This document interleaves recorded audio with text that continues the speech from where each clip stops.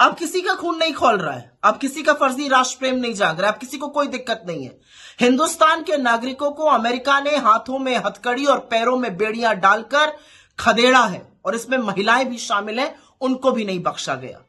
इस देश की नाकारी सरकार की तरह अगर आप भी चुप हैं, आपने भी आंखें मूंद ली हैं और आप भी इसको सही ठहरा रहे हैं, तो लानत है आपके फर्जी देश प्रेम पर, लानत है आपके पाखंड पर। और इस पर मुझे दया या दुख नहीं, गुस्सा आता है।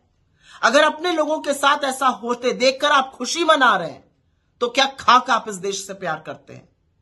क्योंकि इस देश से प्रेम करने का यह मतलब नहीं है कि आप भारत माता की जय के नारे लगाइए। भारत माता की जय का मतलब इस देश के नदी नाले, पेड़ पहाड़, मैदान, इस देश के गांव देहात, शहर, सिर्फ ये नहीं है। भारत माता की जय का मतलब है इस देश के हर नागरिक, हर बेटे और हर एक बेटी की जय। मैं बिल्कुल मानती हूं कि किसी और देश में अवैध रूप से रहना, वहां पर गलत तरीके से जाना, वहां पर घुसपैठ करना गलत है, और हर राष्ट्र स्वतंत्र है इस पर एक्शन लेने के लिए। लेकिन कौन सा डंका हमारा दुनिया में बज रहा है कि जब हम इनका रिटर्न सुरक्षित नहीं कर पाए, हम इनके साथ थोड़ी मानवीयता सुनिश्चित नहीं कर पाए। हमसे छोटे छोटे देश अपने नागरिकों को बेड़िया पहनाने की बात पर खुलकर बोल रहे हैं, और हमारी सरकार के मुंह से एक चूतक नहीं निकली।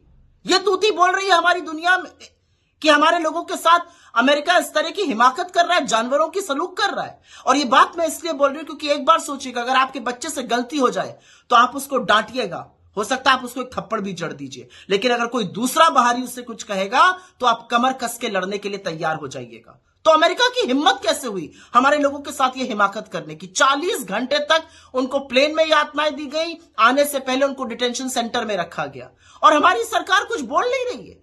सुई टपक सन्नाटा है, सरकार इसको सही ठहरा रही है।